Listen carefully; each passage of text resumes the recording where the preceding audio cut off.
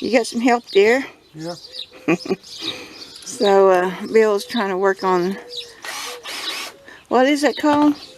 The blower motor started making noise. I had to order a new one. This is the fourth one. They keep sending the wrong one. And of course, this is the most expensive one. It started out at $35, and it finally got up to $98 for the right one. But had to make 3 trips into town. Yeah. And, All right.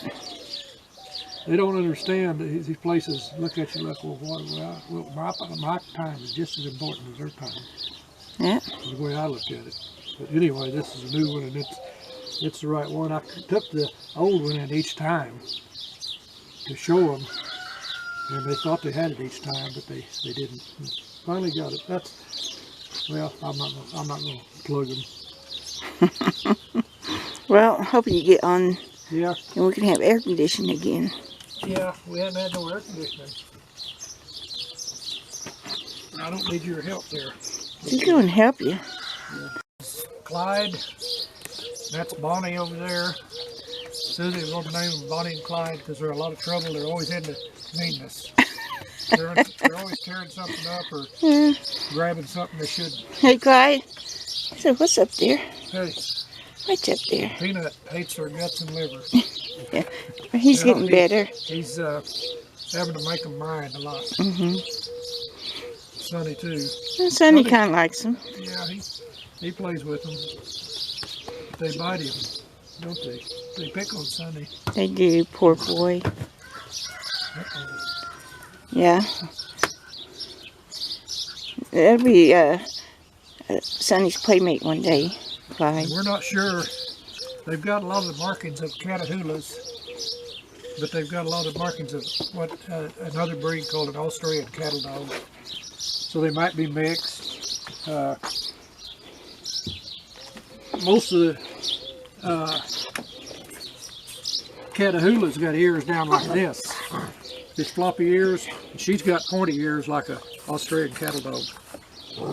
But they got their webbed feet. But they do have webbed feet, like Sonny does. So that's how Catahoulas kind are. of leaning towards more on Catahoula. But you know, they're good. And people breed both of these dogs around here, so they could be mixed. And I think we were talking about it because we're thinking the vet prices around here are getting so high that people quit. And a lot of people let their dogs run loose. We see that a lot. And we're thinking that people don't want to spend the money at the vet, so there's going to be an explosion of stray dogs, and I think that's starting of it. They're about 3 months old, we think. And that's probably about right, that, you know, when everything got locked down, and but people didn't want to get out in public as much as they were. People were staying home. The vet prices have just skyrocketed here, just like lumber prices to me. And gasoline's going up, and so people are not doing the neutering and spading. We're going to check around and see if we can find a low-cost neutering clinic, because we've got to get Peanut neutered, and then we'll get her spaded. And then Clyde, he's not dropped yet, so we got some time on him before we get him neutered. But we always get everything neutered and spaded. We don't like any unforeseen puppies, because there's plenty of them out in the road. And we were talking the other day, she's been wanting another couple of dogs, actually larger dogs, for hiking and going out in the desert and in the mountains. And I told her, I said, well, they'll come to us. We'll find them. They'll find us. And they do. We don't usually have to look very hard. Yeah, tell them about how we found them. Well, we were going to the good-sized town. It's about 30 minutes south of us. And we were just there at the right time. Yeah, we... She's more aggressive. Yeah, and we've had stock dogs in the past. We was working about 50 head of cattle for a guy several years ago. Getting them up in the spring and the fall. About 50 head. Yeah, about 50 head. And we always had to use horses to get them up. And we got and it was actually the guy that owned the cattle. He lived in a big city far away, and he had a weekend place or a summer place, several acres. It was probably about 100 and some acres, and then he had another place that's about 100 and some acres close by. And we ended up training horses for him too. He got into race horses, and we'd just halter break them, trailer break them, and kind of a limited saddle breaking. And then he'd take them to the racetrack and get them gate trained and all that. But anyway, he was always trading on stuff. People would owe him money. He had a big business, or good business in his city, and people would trade him stuff to pay their bill, I think. And he came down one weekend and he had 2 Australian Shepherds, if anybody's ever knows anything about them. We didn't at that time, but we took them, and Susie started working with them.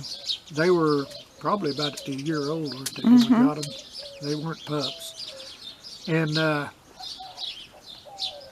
she started working with them, and eventually we didn't need the horses anymore. She would take those 2 dogs and take that 50 head of cattle, and she'd do it real slow and take them right up the fence line into the corral where we'd work on them, doctor them if they needed doctoring, give them their shots, and in the fall we'd get to do the same thing all over again. And he would come down with a trailer, a big cattle trailer, and we would get them all rounded up and check them over, and he would take calves to the sale and sell some of them. Yeah, and them 2 dogs, one worked behind and then one worked the side. Yeah, the female seemed like the ones that we've been worked with in the past. The female seems like they're the better. They're a little bit more aggressive. I don't know whether they intentionally. And we had good luck with the Australian cattle dogs. I could say that she was handling the 50 head of cattle real easy. And there was 2 bulls in the herd. One was a Bremer, and one was kind of a, I believe it was a Beefmaster. And then the rest was cows and calves. He'd get rid of most of the calves each year, and he tried to keep his herd at about 50. And I didn't need to get the horse out. We'd get the horses out to put them up in the corral and work them through the squeeze chute to give them shots, what shots they needed, and check them out, because it was in East Texas, and they'd get one of them one time got a June bug under her eyelid. We thought she had cancer or something, and if you remember, yeah, put her in the squeeze chute, and we got digging around in her eye to try to doctor it, and it was a June bug that got up under her eyelid, and it infected. But she turned out okay. But anyway, we used those Australian cattle dogs, and when we moved back to the city because I couldn't really find enough good paying job. I needed more money, and we gave those 2 Australian Shepherds, because we couldn't take them with us, to a guy. We put an ad out, and this guy from a dairy had dairy cattle, had a dairy. We gave them to him. And I'm sure that they worked out pretty, because those working dogs, they need to work. That's what they're bred for. And we were happy to give them a good home. It was a brother and sister, but that worked out real well. But that's about all we know about those. I got to go to work. Yeah, I'm sitting here all day long gabbing. Bye. Talk to you later. Bye.